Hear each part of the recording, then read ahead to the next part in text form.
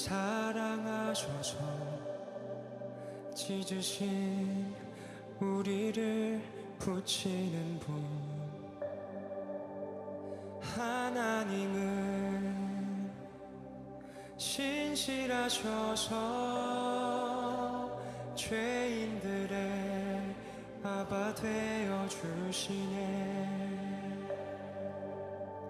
아버지 우리는 죄지었습니다. 끝까지 따르지 않았습니다. 이제는 하나님 뜻 지키렵니다. 이마저 주님이 이루심입니다.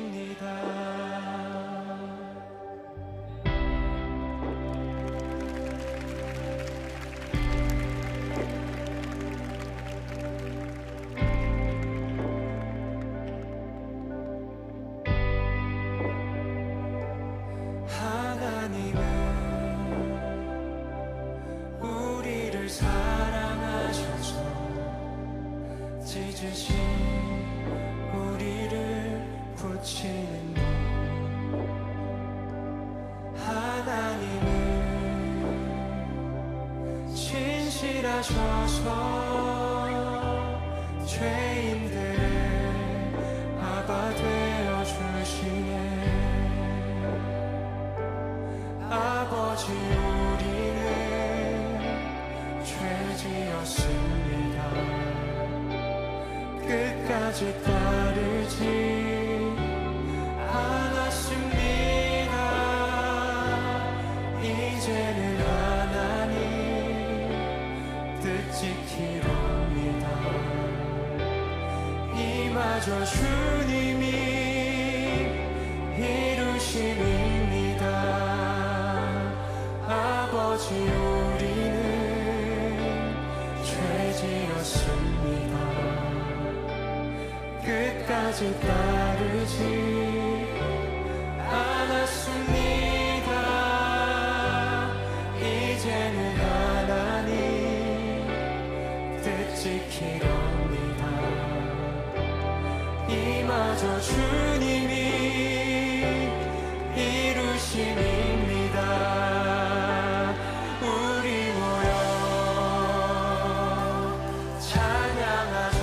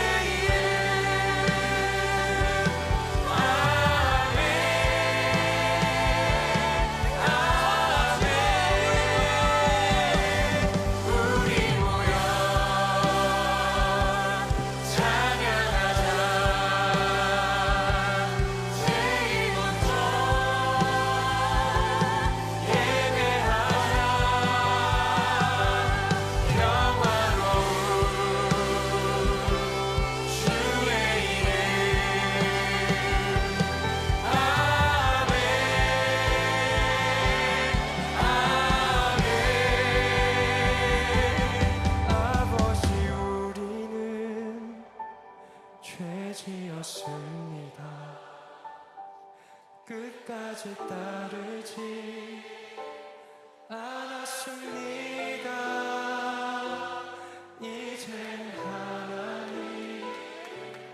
뜻 지키렵니다.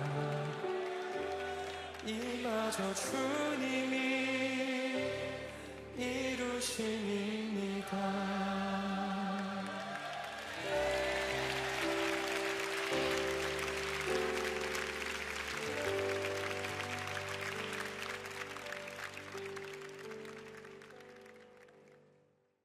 오늘 요한계시록 13장 1절부터 10절까지 말씀을 같이 보았습니다. 요한계시록 13장 1절부터 10절까지 말씀은 짐승에 대한 이야기예요. 바다에서 올라온 짐승에 대한 이야기. 근데 여기 바다에서 올라온 짐승 요거 하나만 보면은 좀 서운하니까 11절을 보면 내가 보매 또 다른 짐승이 땅에서 올라오니 어린 양같이 두 뿔이 있고 용처럼 말을 하더라, 이렇게 돼 있어요. 짐승이 그러니까 둘이 나오죠, 종류가. 그러니까 하나는 13장 1절에 보면 바다에서 올라온 짐승, 11절에 보면 땅에서 올라온 짐승이 나와요. 그러니까 짐승이 둘이 나옵니다. 그러니까 이제 더 이제 생각하기가 어렵죠. 왜냐하면은 바다에서 올라온 짐승이 뭐고 땅에서 올라온 짐승이 뭐냐, 이렇게 이야기를 하게 되거든요. 그러니까 요 성경을 요한계시록에 이제 13장 같은 경우는 요걸 가지고 해석이 굉장히 여러 가지가 나올 수 있어요. 그래서 사람들마다 생각을 뭐 이렇게도 할 수 있고 저렇게도 할 수 있고 막 굉장히 많이 할 수 있거든요. 예를 들어서 이렇게 생각을 해보세요. 짐승 그러면은 다니엘서 7장에 나오는 짐승이 있어요.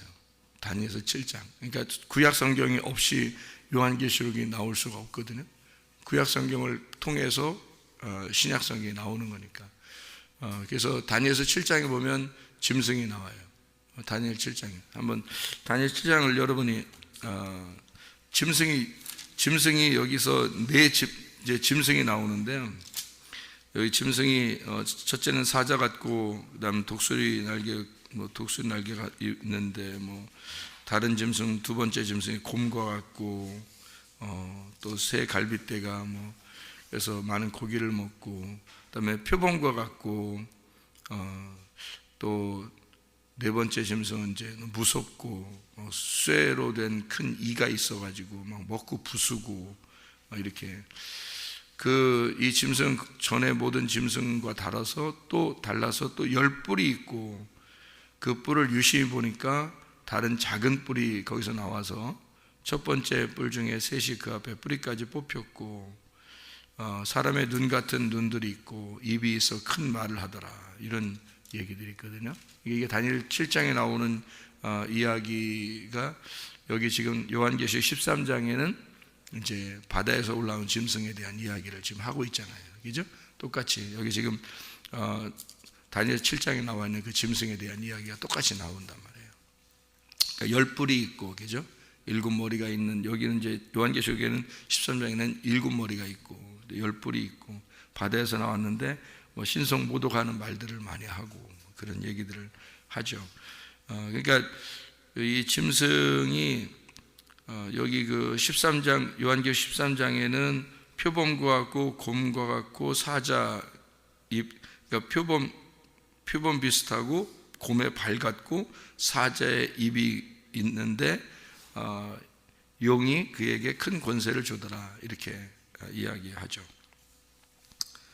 이쪽 다니엘서 7장에는 사자와 같고 곰 같고 표범 같고 또 무서운, 이제 같은 내용들이 써 있죠, 그죠? 무서운 짐승이고 이렇게. 그러니까 이렇게 성경을 이제 보면은 짐승이 뭐냐, 해석을 할 때 여러분 여기 다니엘 7장을 우리가 이제 공부를 할 때요, 보통 기독교의 그 신학에서는 어떻게 보냐면, 기독교가 누구한테 핍박을 당했어요? 옛날에? 기독교가 처음에 초대교회에서는 기독교가 누구한테 핍박을 당해요? 로마에게 핍박을 당합니다. 그래서 이거를 이제 로마로 해석을 한 거죠. 사람들이 이 짐승이 로마다. 그래서 기독교를 핍박한 자들이다. 그 후에 이제 쭉 올라오다가 역사적으로 올라오다 보면 누가 이제 또 핍박하나요? 기독교를. 중세에는 천주교가 핍박을 하잖아요. 그래서 기독교를 천주교가 죽이거든요. 그러니까 엄청나게 죽여요. 그러니까 그 뭐 보통 뭐 몇 명 죽이는 게 아니라 이건 뭐 학살하는 수준입니다. 전쟁보다 더 많이 죽였어요. 그러니까 천주교는 세례를 줘요, 침례를 줘요? 세례를 주죠. 천주교는 세례를 줍니다. 천주교에서 세례를 주는 것을 이어받은 이제 교단이 장로교예요. 실제로. 그래서 장로교 그 왜 칼빈이라는 사람 들어봤죠? 이름 들어봤죠? 칼빈. 칼빈이라는 사람이 침례를 주는 사람들을 또 많이 학살을 했습니다. 그 뭐 굉장히 많이 죽였어요. 그러니까 사람들이 이제 그 역사를 이렇게 가만히 보면 야 진짜 칼빈이 천국 갔겠냐 지옥 갔겠다 이런 사람들도 많아요. 사람들이요. 왜냐하면 사람들 너무 많이 죽였으니까 그런 얘기를 하거든요. 근데 이제 천주교의 교리를 받아들였기 때문에 그렇게 된 거죠. 장로교가 처음에. 지금은 이제 뭐 장로교도 그렇게는 잘 안 해요. 침례가 맞다, 침례다 맞다, 맞기는 뭐 이런 얘기도 하고 그러는데 옛날에는 그렇지 않았어요. 천주교의 사상을 가지고 있는 교단들은 침례를 주는 사람들은 이제 핍박했는데 그런 사람들을 성경에서는 세례를 받은 사람들이 이제 역사적으로요. 세례를 받은 사람들이 이 세례가 안 맞다 성경적으로 예수님도 침례를 받았는데 우리도 침례를 받아야 되겠다. 그래서 결심한 침례를 받는 사람들을 죽인 게 어마어마해서 그게 재침례파를 죽였다 해서 다시 침례를 받은 세례를 받은 사람들이 침례를 새로 받았다 해서 그걸 이제 역사적으로는 재침례파라고 그러거든요.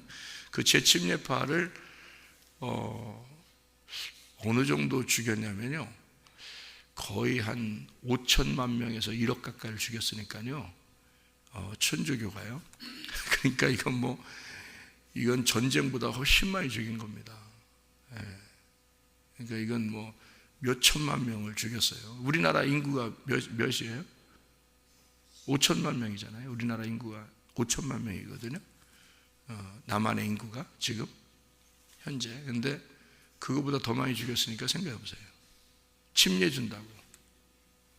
그러니까 침례 니네들 물 좋아하니까 물에 죽인다 해서 물에다 다 빠뜨려 죽여버리고 뭐 그냥 쇠사슬을 묶어가지고 쭉 밑으로 내려서 물로 내려가지고 다 죽여버리고 못 올라오게 하고 뭐 그렇게 죽인 사람들이 세례 때문에 세례를 안 준다 너희들이 침례를 준다는 것 때문에 어마어마하게 죽인 게 천주교입니다. 그거를 이제 이어받은 게 장로교가 또 칼빈이 침례 준 사람도 많이 죽였고요. 그래서 옛날에는 그 역사를 갖다가 이제 숨기기 위해서 그런 건지 침례를 주는 침례교를 갖다가 이단이라고 했어요. 한국은 장로교가요. 그런데 이제 침례를 주는 게 침례교가 세계적으로 이제 사람들이 여행을 다니고 하다 보니까 침례를 주는 사람이 더 많단 말이에요. 한국만 세례 주는 사람이 더 많은 거지 침례 주는 사람이 더 많으니까 이상하다. 뭐 이거 어떻게 된 거냐 해서 알아보니까 지금도 그렇지만 미국에서는 전 기독교의 한 반 이상이지 60% 정도가 침례교거든요. 미국 같은 데는. 그러니까 한국 사람들이 미국에 가서 공부하고 오고 하다 보니까 이거 아니다. 이 침례가 맞는가 보다. 알아보니까 침례가 이제 성경적으로 침례가 맞거든요. 그러니까 침례를 이제 침례가 이단이 아닌가 보다. 이렇게 하는 사람들이 생긴 거예요. 그러니까 이게 참 희한한 거죠. 사람들이요. 이게 아니 좋아요. 세례를 주면 어떻고 침례를 주면 어떠냐. 이게 하나의 의식이니까. 그런데 그것 때문에 사람을 죽였단 말이에요. 수많은 사람을. 그 침례를 받는 사람. 그러니까 주님의 제자들은 예수님의 명령에 따라서 이제 침례를 받고 또 침례를 주고 그리고 말씀을 이제 제자를 삼아서 가르치고 이렇게 했단 말이에요. 그런 이제 사람들이 쭉 밑으로 내려왔어요. 근데 그런 사람들은 대부분 핍박을 당했어요. 희한하게. 그러니까 핍박을 당하면서도 교회, 음부의 권세가 이기지 못하는 교회는 계속 있었습니다. 그러니까 침례가 그러니까 안 없어진 거죠. 세례를 주는 사람들이 침례를 주는 사람들을 다 죽였는데도 근데도 계속 살아남았어요. 희한하죠. 그러니까 그래서 침례의 역사를 쭉 이렇게 보면 있잖아요. 그러니까 이런 역사를 이게 아는 사람들, 뭐 피 흘린 발자취라는 역사가 있어요. 그런 침례교회 그 역사가 있는데, 그런 역사를 아는 사람들은요, 침례교회에 대한 자부심이 굉장합니다. 여러분, 장로교가 가지고 있는 자부심하고는 뭐 비교도 안 돼요. 침례교회의 그 역사를 가진 그 자부심, 그런 그 목회자나 그 자손들이나 또는 그 성도들은요, 역사를 아는 침례교 자손들은 굉장합니다.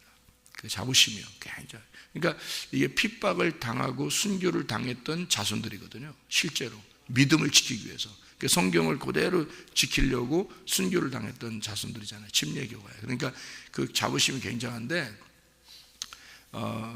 그것도 지금은 이제 우리나라는 세례나 침례나 뭐 같이 성경도 같이 쓰고요. 그렇게 글자도 이제 같이 바꿔서 쓰기도 하고 그래요. 이제 세례로 쓰면 밑에다가 혹은 침례 이렇게도 써주고요. 그리고 이제 침례교 책에도 이제 침례로 써놓고, 그 다음에 이렇게 침례나 세례나 침례 이렇게 같이 이렇게 지금 쓰거든요. 의미가 있으니까, 의미는 똑같은 거니까 그렇게 써요. 그러니까 상관없다는 얘기죠. 지금은 서로 용납하고 용서하고 그런 거죠. 세계적인 역사로 보면은 침례받은 사람들이 핍박을 많이 당했습니다. 수많은 사람이 죽임 당했어요. 그러면서도 믿음을 지킨 사람들이 이제 침례교 사람들이거든요. 그 뭐 침례교를 자랑하자 그런 의미가 아니고, 어쨌든 그렇게 보면은 여기에 짐승은 누가 되겠습니까? 장로교 시대에 칼빈이 사람들을 스코틀랜드에서 침례를 준다고 죽인 사람들이 굉장히 많은데, 그때는 누가 적그리스도가 되겠어요? 칼빈이 적그리스도가 되는 거예요. 이쪽 반대에서 죽임당하는 사람들이 성경을 보는 사람들은요, 장로교가 적그리스도가 되는 거예요. 그렇게 되면. 그리고 천주교 시대에는요, 천주교 시대는 천주교가 기독교를 죽였다니까요. 침례를 준다는 것 때문에 죽인 거예요, 여러분. 그게요. 그러니까 천주교의, 여러분 역사적으로 그 세계사나 공부할 때 보면 천주교가 기독교를 핍박했다 이런 얘기 들어봤어요? 그런 얘기 들어봤을 거예요. 역사죠. 세계 역사에서요. 근데 천주교가 그 기독교를 핍박했다, 죽였다는 게 누구 죽인 거예요? 어떤 교단을, 어떤 사람들을 죽였다? 모르잖아요. 그냥 기독교를 죽였는가 보다 그러죠, 여러분. 그렇지 않아요. 천주교는 유아 세례를 줍니다. 근데 기독교는 원래 초창기부터 유아 세례가 없었어요. 성경에도 없었고 유아 세례는 없었어요. 근데 천주교가 유아 세례를 주니까 장로교가 그걸 그대로 받아들였거든요. 그런데 침례교는 유아 세례 없습니다. 성경적으로 유아 세례가 없기 때문에 유아 세례를 안 주거든요. 그러니까 천주교가 눈에 가신 거예요. 유아 세례 안 받아들이니까. 그래서 죽인 겁니다, 천주교가요. 그리고 세례를 주는데 세례 받은 사람들이 이거 성경적이지 않다, 다시 가가지고 또 침례를 받는 사람들한테 가서 몰래 들어가서 침례를 받거든요. 그래서 그건 재침례파라 그래요. 그 재침례파가 굉장히 많아요. 진정한 그리스도인들, 여러분 세계 역사를 이제 세계 역사, 그러니까 기독교 역사를 연구하는 사람들은 이걸 다 알아요.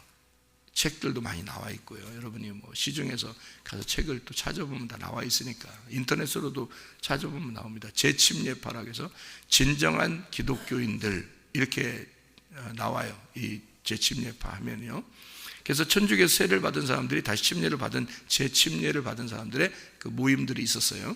그 사람들이 이제 다 핍박을 당하고 죽임 많이 당했습니다. 그렇게 보면 그 당시에 적그리스도 짐승은 이제 천주교가 되겠죠, 여러분. 그럼 지금 시대는요, 지금 시대에 가장 막강한 그 나라, 가장 막강한 나라의 그 권세를 가진 데가 어디예요? 지금은 우리 시대에는 미국이지만 그 전에는 영국이었습니다. 그 전에는요 독일. 무슨 말인지 알겠어요? 그러니까 그 막강한 권력을 가진 나라들은 다른 나라를 침범하고 파괴시키고 그랬습니다. 그렇죠? 역사적으로요. 그러면 독일 시대에는 독일이 적그리스도가 되겠죠, 다른 나라 입장에서 보면. 그죠? 러시아가 막강했을 때는 러시아가 적그리스도가 되겠죠. 영국이 막강했을 때는요, 다른 나라를 다 점령했잖아요. 영국이 해가 지지 않는 나라가 되어버렸잖아요. 그렇게 할 때는 다른 나라 핍박을 당하는 나라들에서는 노예로 잡혀가기도 하고 막 이러잖아요. 그 영국 한 나라를 위해서, 그죠? 아프리카 이런 사람들은 막 노예로 잡혀가고 막 그랬잖아요. 그때는요. 신분이 정확하게 딱 구분됐습니다. 신분이요. 그래서 절대 복종하는 그런 노예들을 해서 지금은 해방 다 됐잖아요. 그러니까 영국이 그런 나라이었을 때는 그 노예들 입장에서 어땠을까요? 그 나라가 적그리스도인 거예요. 짐승인 거예요. 그 나라가. 여러분, 지금은요, 무역전쟁 딱에서 선포해가지고 무역전쟁하고 지금 미국이 자리를 탁 틀고서 무역전쟁으로 탁탁 공격하니까 어떻게 해요? 꼼짝 못합니다. 다른 나라들 지금 막 망하고 있어요. 그냥 막 망합니다. 여기에 걸려들면 그냥 다 죽는 거예요. 무역전쟁으로 딱 발을 딱 뻗쳐버리면요. 그래서 지금 뭐 보세요. 미국하고 딱 상대에서 반대로 딱 돌았으면 무조건 무역전쟁으로 딱 들어가거든요. 그러면 뭐 그냥 폭삭해버립니다. 베네수엘라, 터키, 이란, 뭐 중국도 지금 휘청휘청하고 합니다. 이런 나라들 입장, 반대 입장에서 볼 때는 지금 적그리스도가 누구예요?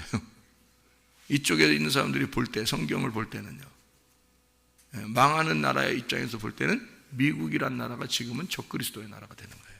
자, 그러면 시대마다 다 달라졌네요. 자, 성경을 볼 때 이렇게 계속 달라지면 어떻게 해요? 적그리스도가 어떨 때는 천주교 됐다가, 어떨 때는 장로교 됐다가, 어떨 때는 뭐 독일이 됐다가, 어떨 때는 뭐 일본이 됐다가, 어떨 때는 미국이 됐다가, 어떨 때는 뭐 영국이 됐다가, 뭐 이러면 되겠어요, 안 되겠어요? 성경이 이상하잖아요. 그렇게 되면, 그죠? 그래서 요거를 성경을 일단 지금 시대별로 보면은 그런 시대의 암울한 그런 일들이 이렇게 딱 펼쳐져 있는 것은 뭐 이해가 간다 이거예요. 이해가 된다 이거야. 사람들에게 충분히 이렇게 요한계시록을 설명하면 그런 식으로 지금의 짐승이 그렇다, 그것이 막 무서운 이빨을 드러내서 지금 막 다 점령해 나가고 있다, 그러면 이해가 되죠.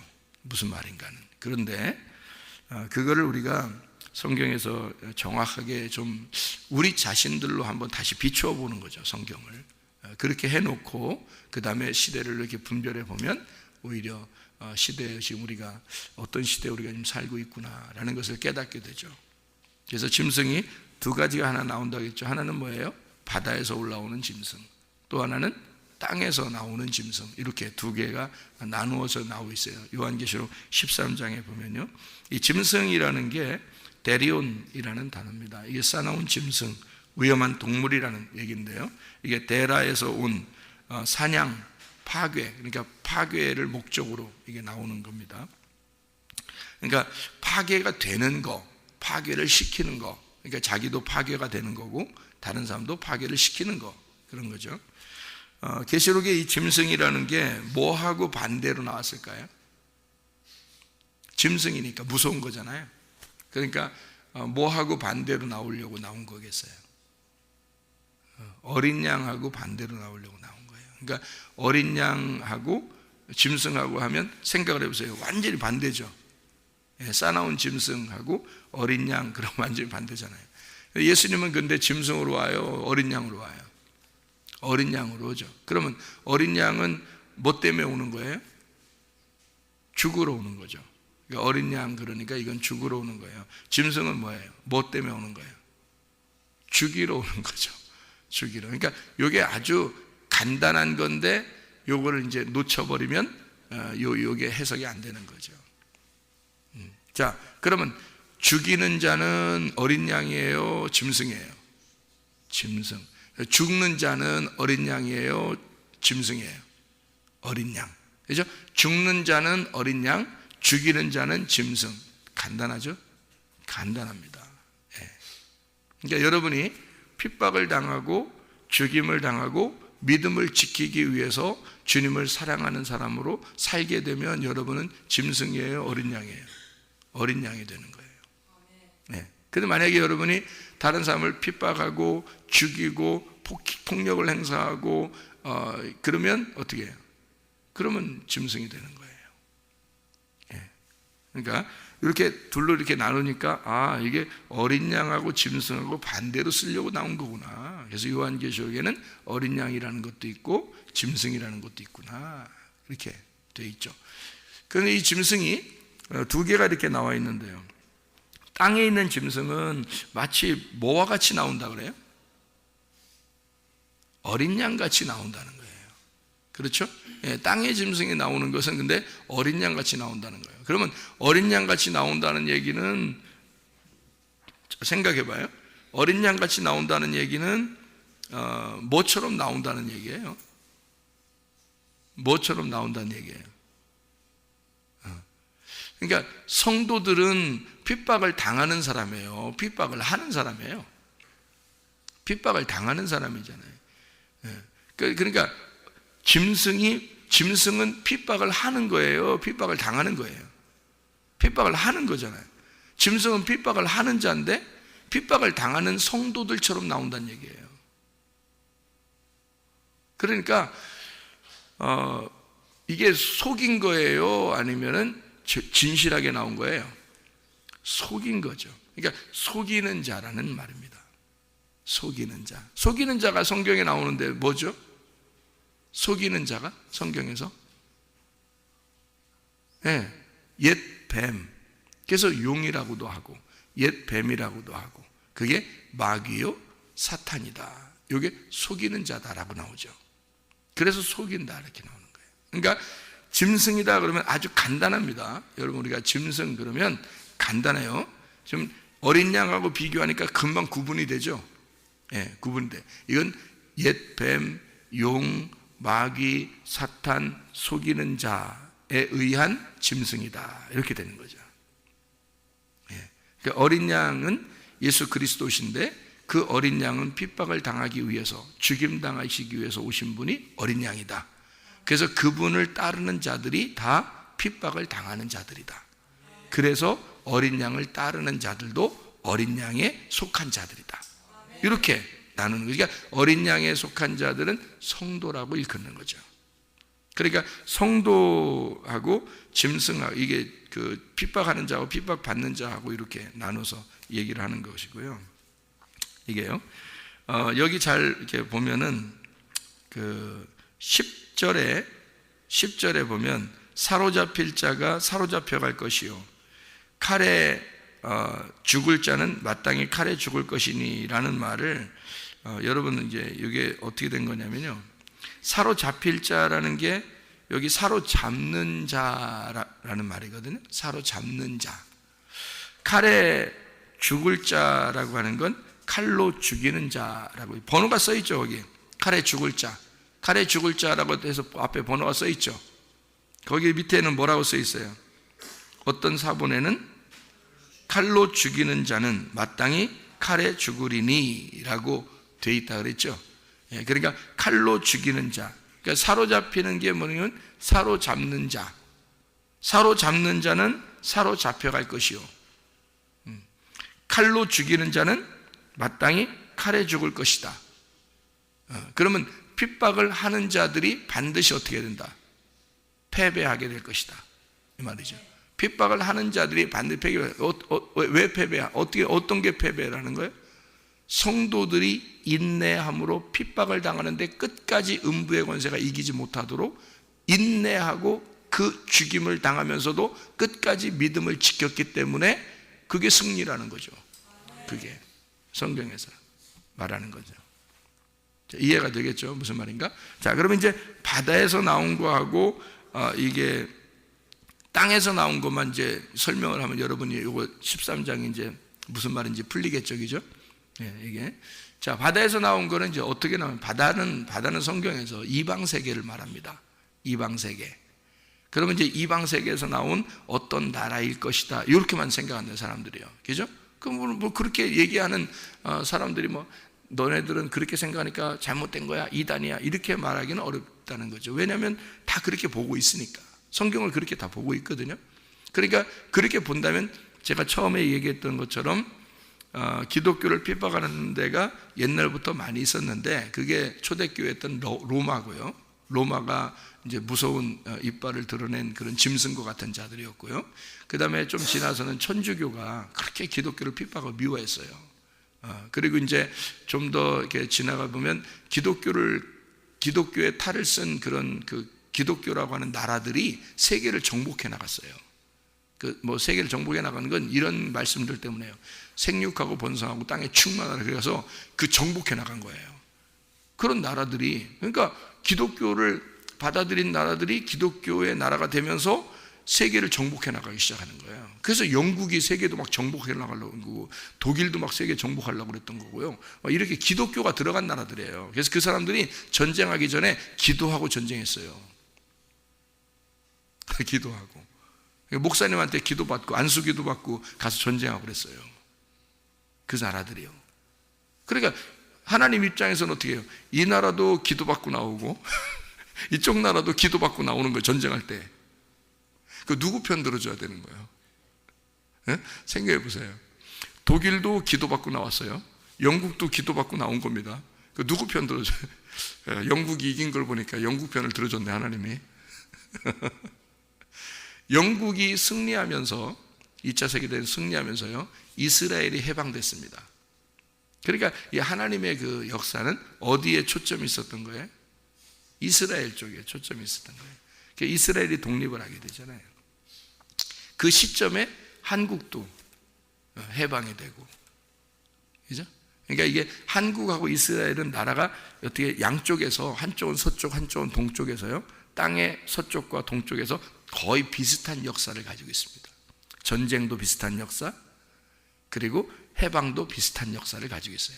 발전한 것도 비슷하게 발전하고요. 이렇게 하나님이, 그래서 저는 한국이 아무리 위험해도 하나님이 이스라엘을 보호하는 한 한국도 보호할 것이다, 이렇게 보거든요. 제 마음속에 이제 바람인데, 그게 바람인데 하나님이 그렇게 보호하지 않겠냐. 한국이 지리적인 위치로 보면 이스라엘도 그렇고 한국도 그렇고 굉장히 외침이 많은 지역이에요. 이스라엘도 뭐 계속 외적이 거의 다 침략해서 다스리던 나라들이에요. 이스라엘이요. 한국도 뭐 계속 외침이 있었던 그런, 우리나라만큼 그렇게 외침이 많은 나라가 또 어디 있어요, 세상에서. 그렇게 그런 삼면이 바다기 때문에 그렇게 외침이 많았던 나라고요. 이스라엘도 외침이 그렇게 많은 나라예요. 그게 지리적으로 요충지기 때문에요. 그런데 양쪽에서 하나님이 그런 나라들을 단련시켜서 마지막 때에 그 하나님의 그 마지막 그 사역자들로 이스라엘과 한국을 쓰지 않겠나, 이런 생각을 갖게 되고 하나님이 보호하신다. 하나님이 보호하시기만 하면은 되는 거거든요. 자, 그래서 이 한국이라는 나라를 이게 지리적으로, 그러면 이쪽 세계적으로 나라들이 정복해 나가려고 했던 나라들도 기독교 나라들이 굉장히 많은데, 지금도 세계의 패권을 가지고 막 다른 나라들을 못 살게 구는 나라도 기독교 나라예요. 지금도. 그러니까 이게 그런 걸로 보면은 성경이 어떻게 해요? 어떤 나라를 딱 집어서 보게 되겠죠? 근데 그것도 지나간단 말이에요, 자꾸. 그러면 뭐가 진짜 짐승이냐, 뭐 이렇게 얘기하기가 어렵잖아요, 그러면. 근데 성경에서 말하는 짐승은, 요한계시록 13장에 나오는 짐승은 다니엘서 7장에 이미 나온 짐승이란 얘기죠. 그죠? 그렇게 나오는 짐승을 여기 요한계시록 13장에 쓴 거란 말이에요. 다니엘 7장에 나오는 그 짐승의 마지막 주자가 누구예요? 로마예요. 마지막 주자가 로마. 그러니까 바벨론, 메데파사, 그리스, 로마, 이 네 짐승인데 마지막 짐승이 로마거든요. 그러니까 여기 로마가 딱 자리를 잡고 자리를 틀고서 딱 해서 그때 예수님이 오셔가지고 핍박을 당하시고 죽임을 당했잖아요. 그거로 끝난 거예요. 그게. 그러니까 이 역사는 그거로 딱 끝나. 예수의 십자가 못 박혀 죽으심으로 딱 역사가, 그 성경의 역사가 끝났잖아요.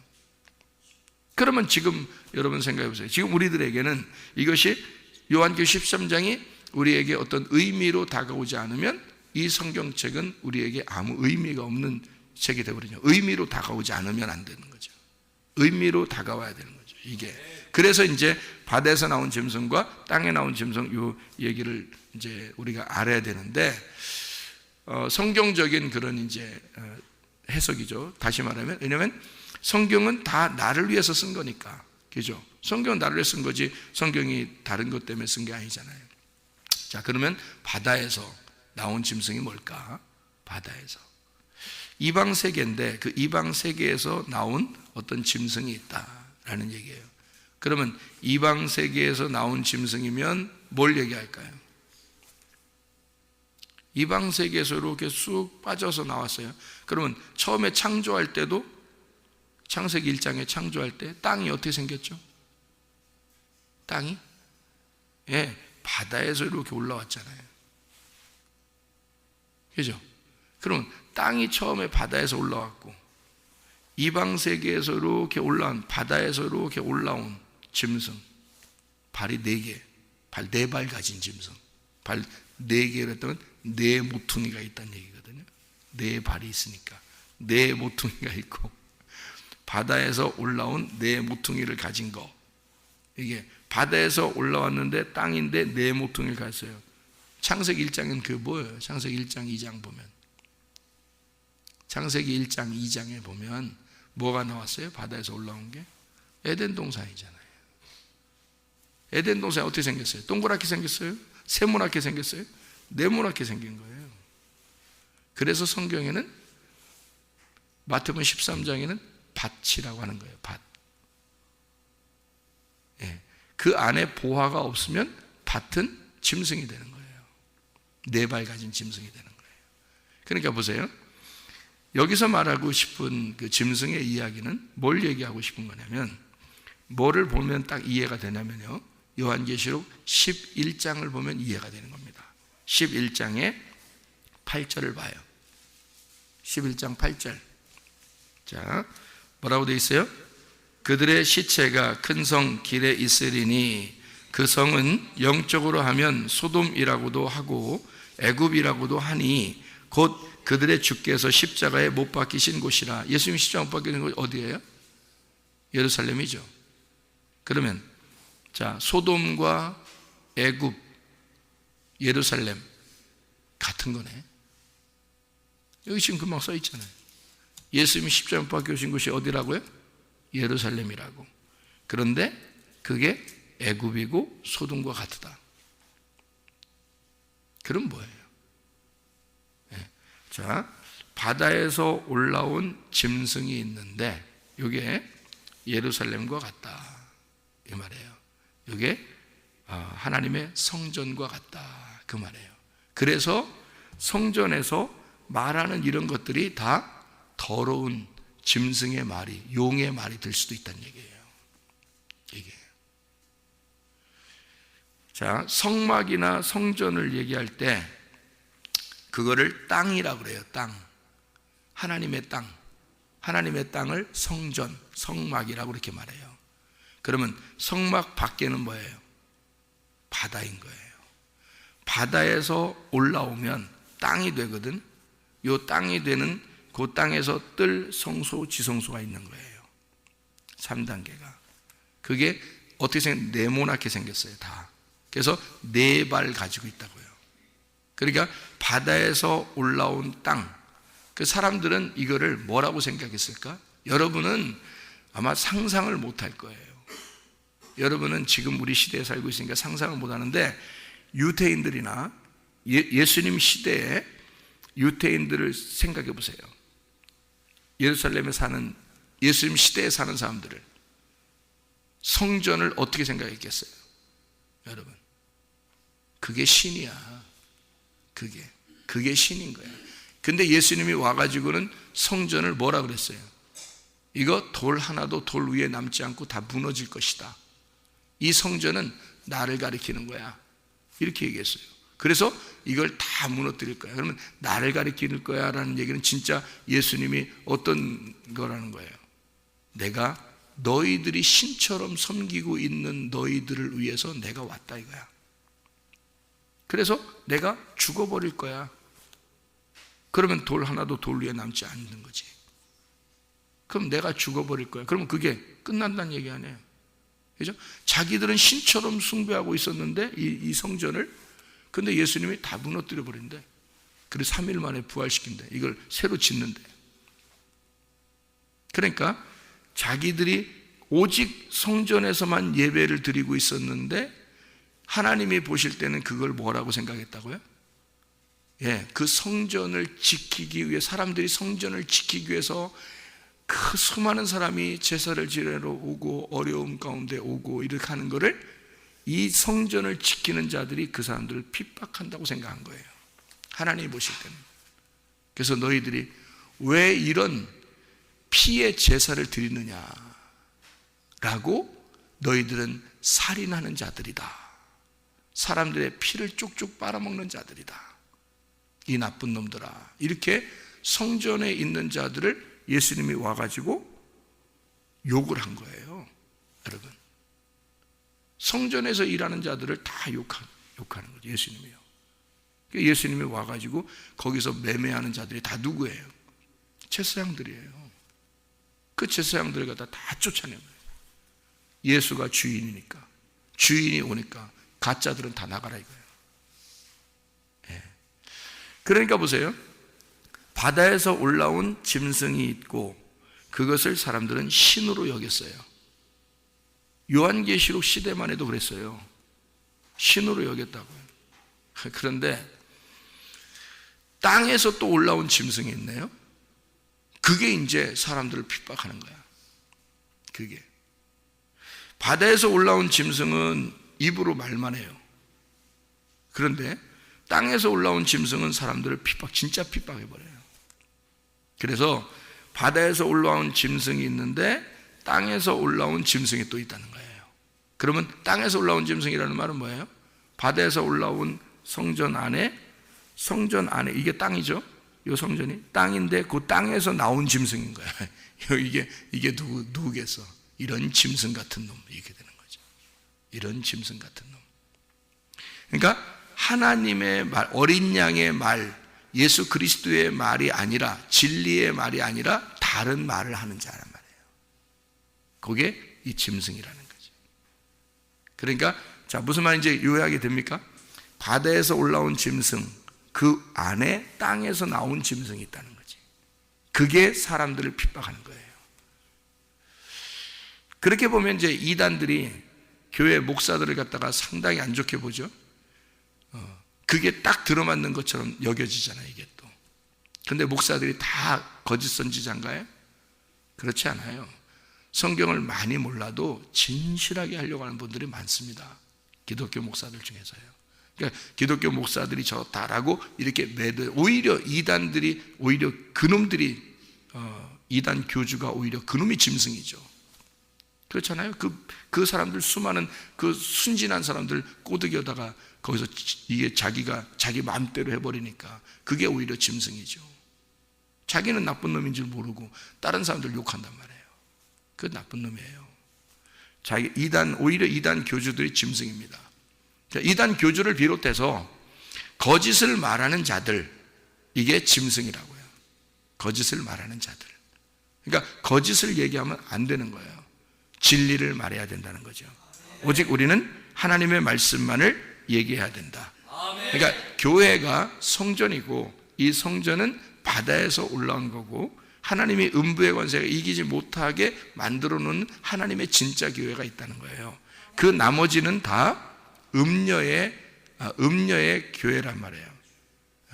그러니까 뭐 교황청을 비롯해서 다 음녀의 것들이에요, 다. 그러니까 진짜 교회를 빼놓고 나머지, 그래서 교회를 자꾸 핍박하는 거예요. 진짜 교회를 핍박하는. 그래서 진짜 교회가 마지막에 뭐 부흥할 것이다, 잘 될 것이다, 이거는 헛소문입니다. 그럴 수가 없어요. 마지막 때가 딱 되면요, 진짜 교회는 핍박을 당하게 되어 있습니다. 진짜 교회는. 여러분과 저도 마찬가지예요. 마지막 때가 되면 우리를 뭐 굉장히 누가 좋아할 것 같습니까? 그렇지 않아요. 핍박을 감수하고 주님을 믿는, 그래서 인내로, 여기에 성경에 보면 10절에 보면 성도들의 인내와 믿음이 여기 있느니라, 이렇게 되어 있는 거예요. 성도들의 인내와 믿음이 여기 있느니라. 왜냐하면 인내와 믿음으로 이걸 지켜내야 되니까. 왜냐하면 너희들을 핍박하고 죽이는 자들이, 너희들을 못살게 굴고 너희들을 핍박하는 자들이 결국 그들이 패배할 것이니까 기다려라. 인내하고 기다려라. 그러는 거잖아요. 주님이 우리와 함께 하니까. 어린 양은 죽임당하려고 있는 거예요. 짐승은 죽이려고 있는 거고요. 신부하고 음녀가 반대입니다. 요한계시록에는. 그래서 신부는 깨끗한 거룩한 하나님의 백성이고 핍박을 당하는 자들이에요. 그 음녀는 다른 사람을 핍박하는 더러운 여자예요. 성경에서. 그러니까 음녀와 신부가 딱 구분돼서 신부만 천국 가는 겁니다. 음녀는 지옥 가는 거고요. 그래서 음녀와 신부를 딱 나누고요, 어린 양과 짐승을 딱 나눠서 얘기하려고 하는 거예요. 여기서 무슨 말인지 속이는 자, 어린 양같이 나오는 자, 속여요. 마치 자기도 성도인 것처럼, 자기도 하나님의 종인 것처럼 그렇게 다 속여요. 그게 이단 교주들도 그렇잖아요. 기독교 목사님들 중에서도 성경을 모르면서도 자기가 그렇게 안다고 그렇게 하는 사람들도 있잖아요. 그러면 엉뚱한 얘기들을 전하게 되죠. 그 엉뚱한 얘기를 전하면 밑에 성도들은 순진하게 다 받아들여요. 그렇구나, 그런 말이구나. 그러니까 기독교 국가에서도 세계를 정복해 나갔죠. 그게 가능했던 겁니다. 성경대로 하자고 하면서 자기들은 그런 거예요. 근데 성경대로 한 게 아니라 다른 나라를 핍박한 거죠. 그렇게 보면 그게 잘못된 겁니다. 그러니까 성경을 잘 못 이해하면, 성경을 자기로 거울로 자기를 비추는 것으로 보질 못하면 이 성경은 진짜 그 어린아이가 뭣도 모르고 술 취한 자가 가시나무를 들고서 흔드는 것과 똑같아요. 이 성경이. 그런 걸 선악과라 그래요. 선악과 먹은 자들. 생명나무 먹은 자가 돼야 되고요. 우리는 이 말씀을 통해서 나를 비추고 영혼을 살리는 일에 우리가 하나가 되셔야 합니다. 주님의 마음과 하나 되시고 오늘도 주님과 동행하다가 승리하시기를 바랍니다. 기도하겠습니다.